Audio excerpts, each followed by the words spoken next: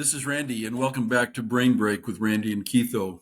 Again, it's just me, but I wanted to tell you a story you might get a kick out of from when I was throwing newspapers. We had a lawnmower at home. I'm not sure where my dad got it, but it was a push mower, a real push mower, as in REEL. It worked. We had a rather small lawn in the front and the backyard. My brother and I both would have preferred to have a gas mower, but we didn't have one of those. And so we'd put off mowing the lawn as long as we could because we had to push that mower. It was a lot of work. And throwing newspapers, I would always get asked if I did lawns when I'd go around to collect money. I'd say, oh, not really. Because I didn't have a lawnmower. I mean, not one that I'd want to show up with or carry down the road. So I one time had a customer say, well, I have a mower, and if you would mow my lawn, I would really appreciate it. So I said, well, what would that pay? I didn't even have an idea. And I think back then, I mean, this is a long time ago, but I think she offered me $5.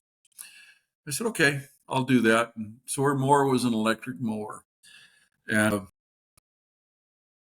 it was corded, though. You had to plug it in. But she had a long cord, which I managed to run over at least once. I repaired the cord. At one point, I went, I guess, against the grain, and I shaved the lawn really close. Hit some dirt. I apologized. I told her I was sorry. I brought a file over, and I sharpened the blade again. Neighbors saw me going back every day to water and fertilize this little bald spot I'd made in her lawn. And pretty soon I had more people stopping by asking me if I would mow their lawn. I didn't have time to mow a lawn. I ran track and cross country. So I got some friends in junior high and high school that were willing to do it. And the way I did it is if the customer paid me $5, I would give them 4 and then make sure they got paid. It turned out to be not a bad business. I ended up having 3 teams doing lawns for me. I enjoyed that part of, the business, if you will, taking care of people. I just didn't have time because of the other things in my life. And I look at how busy my grandkids are compared to how busy I was. I was busy because I was throwing 700 to 900 newspapers. But, my grandkids, all of them are so busy. Once they start school, they're taking this lesson or that lesson. I've had grandkids take horseback riding lessons, and others play water polo or swim and football, basketball, volleyball. The amount of time it takes is just incredible. I'm reminded of the thought that one of our church leaders said. His name is Boyd K. Packer, one of my favorites once I got unscared of him. But he used to say, when you schedule a child, you schedule a family. And that is oh so true. And I guess what I would say is I don't want my grandkids doing nothing but watching screens, playing video games. But I don't want them so busy doing sports and other activities that they don't have an outside life.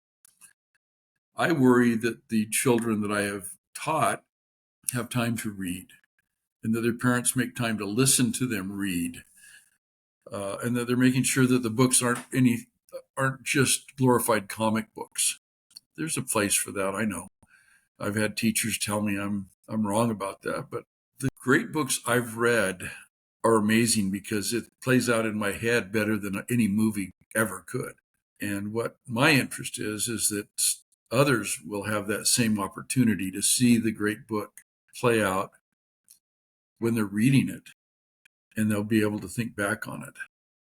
I'm really grateful for the leaders and teachers I had when I was growing up. I would watch a movie like on TV and talk about it with the teacher. That's a good movie, but the book's so much better. I would end up reading the book. I had one teacher in high school, Miss Khalil. She would go ahead and tell me the same thing, but then she'd give me some really hard books to read. I didn't always get through all of those really hard books, but I sure tried. I'm just grateful for my ability to read. I'm grateful that I learned to do math. And I literally made a living by being able to read something, understand it, and then teach it. In medical school, a friend of mine is a dean at a medical school. He says that they always teach medicine this way. You, like if it's a surgery or whatever the procedure is, you watch one, you do one, and you teach one. I think if we do that in our own lives, we'll learn a lot more.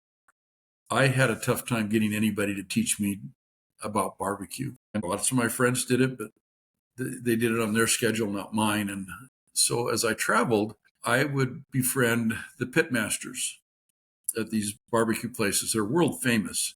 I've seen them on the Food Network and other shows. I think to myself, I've met that guy.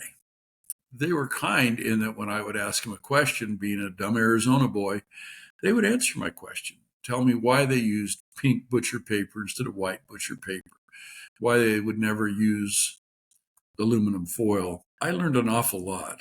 I would put my barbecue up against anyone's, and at some point I'll give you some recipes.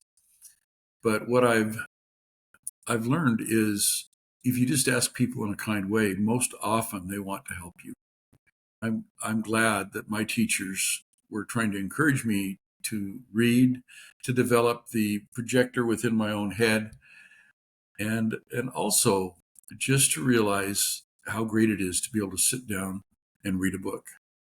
And there's so many people that don't do that. The sad thing is adults and children, they're proud of the fact that they don't read books. That I don't get. To me, that would be such a disappointment.